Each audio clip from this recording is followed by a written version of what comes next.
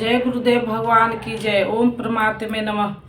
गुरु ब्रह्मा गुरु विष्णु गुरुदेवो महेश्वर गुरु साक्षात परम ब्रह्मा तस्मै श्री गुरुवे नमः। जय गुरुदेव भगवान की जय।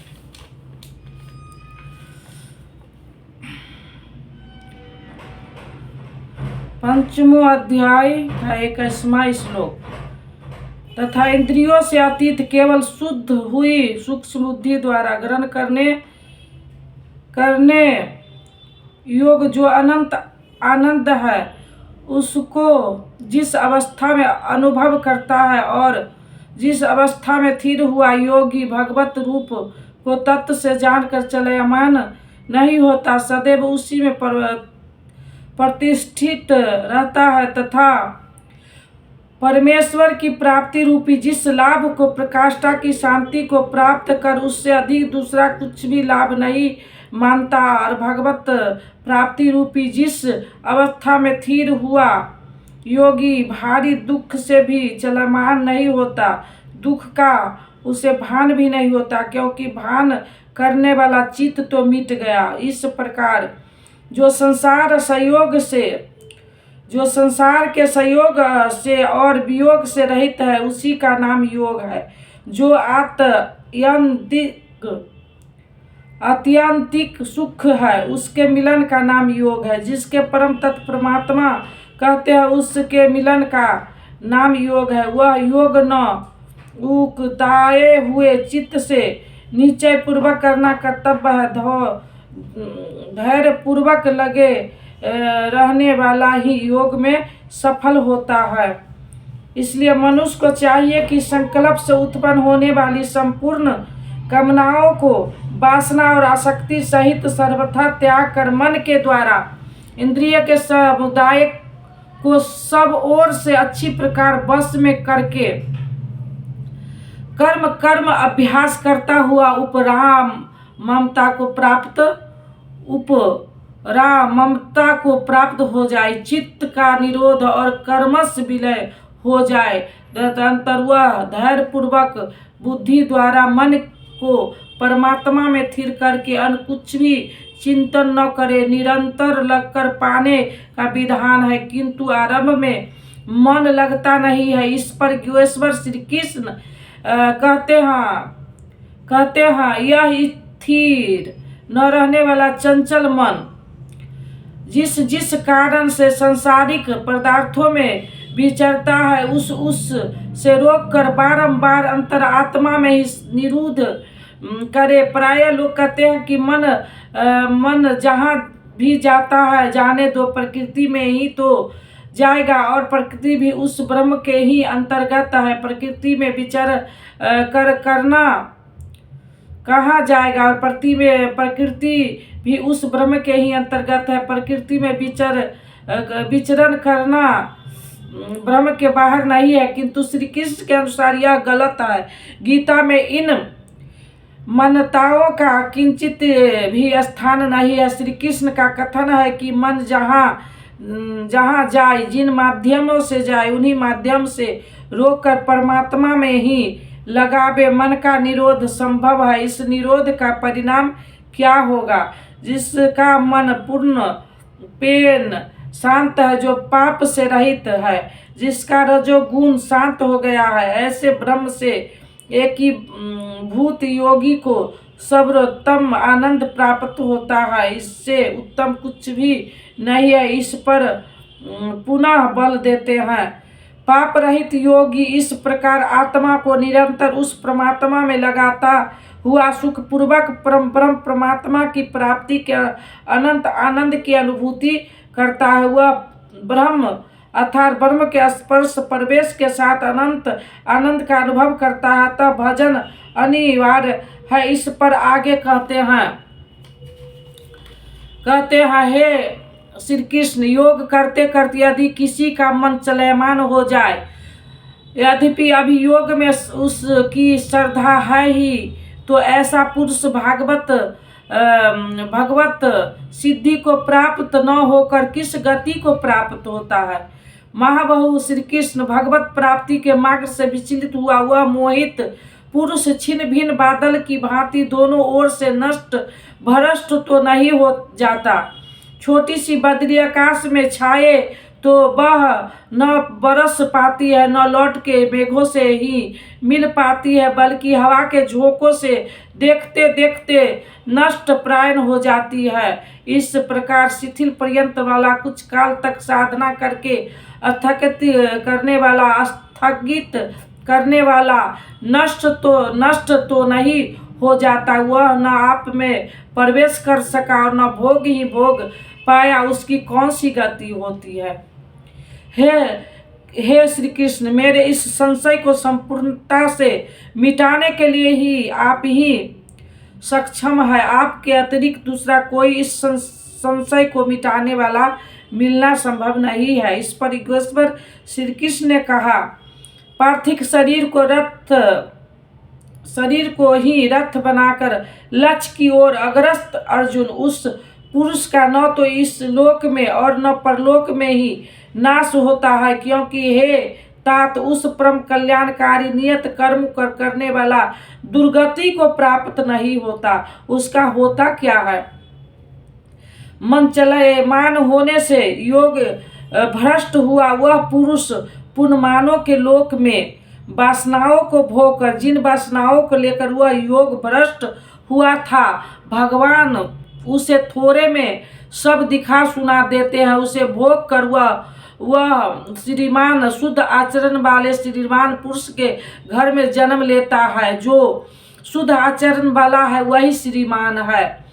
अथवा वहाँ जन्म न मिलने पर वह स्थिर बुद्धि योगियों के कुल में वह प्रवेश पा जाता है। श्रीमान के घर में पवित्र संस्कार बचपन से ही मिलने लगते हैं, किंतु वहाँ जन्म न हो पाने पर वह योगियों के कुल में घर में नहीं शिष्य परंपरा में प्रवेश पा जाता है। कबीर, तुलसी, रेगीदास, वाल्मीकि इत्यादि को शुद्ध आचरण और श्रीमान के घर नहीं योगियों के कुल में प्रवेश मिलता है। सद्गुरु के कुल में संस्कार का परिवर्तन भी एक जन्म है और ऐसा जन्म संसार में निसंदेह अति दुर्लभ है। योगियों के यहाँ जन्म का अर्थ उनके शरीर से पुत्र रूप में उत्पन्न होना नहीं है। गृहस्थ त्याग से पूर्व पैदा होने वाला लड़के मोह बस महापुरुष को भले ही पिता मानते रहे, किंतु महापुरुष के लिए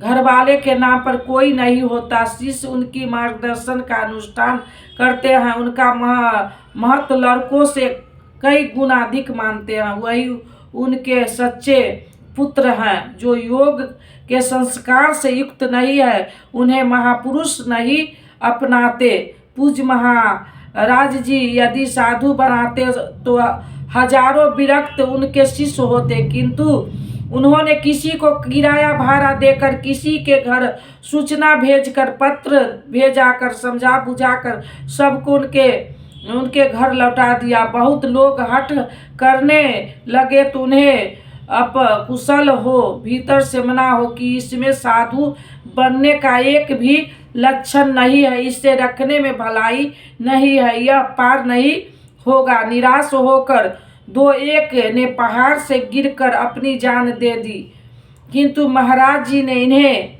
अपने यहाँ नहीं रखा। बाद में पता चलने पर बोले, जानत रही कि बड़ा विकल है, लेकिन ये सोचते कि चचहू में मरी जाई तो रख लेते। एक तो पतिते रहत औरों का होत, महत उसमें भी विकट था, फिर भी नहीं रखा। 6-7 को जिनके लिए आदेश हुआ कि आज एक योग भ्रष्ट आ रहा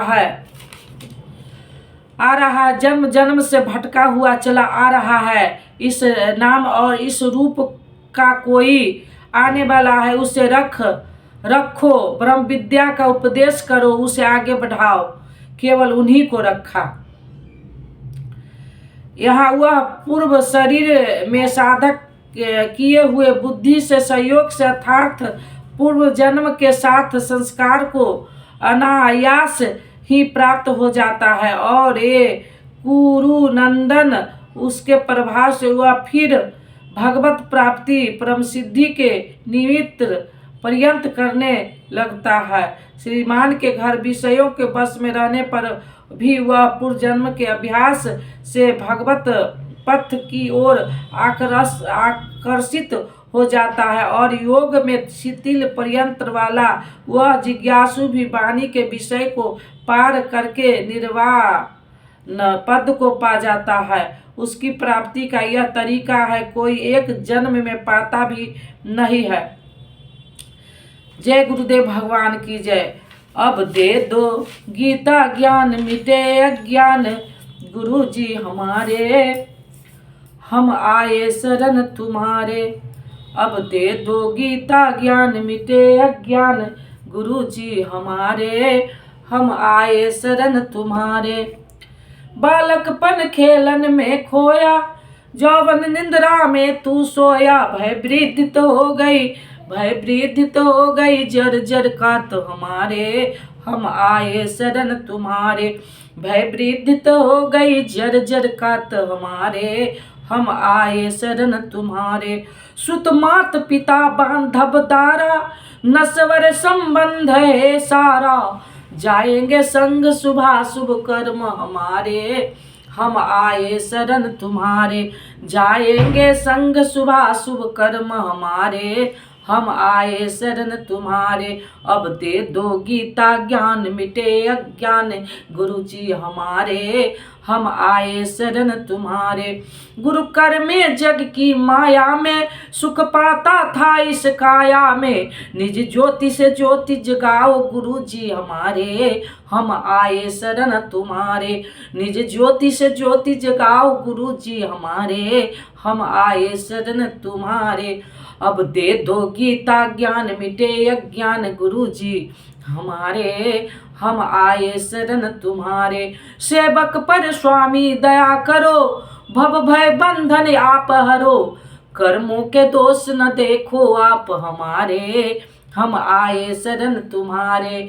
कर्मों के दोष न देखो आप हमारे हम आए शरण तुम्हारे। अब दे दो गीता ज्ञान मिटे अज्ञान, गुरु जी हमारे हम आए शरण तुम्हारे। गुरु चरणों में ये अर्जी है, आगे प्रभु आपकी मर्जी है, गुरु कृपा मिले तो जागे भाग हमारे हम आए शरण तुम्हारे। गुरु कृपा मिले तो जागे भाग हमारे हम आए शरण तुम्हारे। अब दे दो गीता ज्ञान मिटे अज्ञान, गुरु जी हमारे हम आए शरण तुम्हारे। नीलामुज श्यामल कोमलांगम, सीता समारोपित वाम भाग्यम, पानु महसायव चारु चापम, नमामि राम रघुवंश नाथम। कर्पूर गौरम करुणावतारम, संसार सारम भुजगेन्द्रहारम, सदा वसन्तं हृदयारविन्द्रे, भवं भवानी सहितं नमामि। तुमेव माता च पिता तुमेव, तुमेव बंधु च सखा तुमेव, तुमेव विद्या द्रविणं तुमेव, तुमेव सर्वं मम देव देव, तुमेव सर्वं मम देव देव। ओम शांति शांति। जय गुरुदेव भगवान की जय। ओम परमात्मे नमः।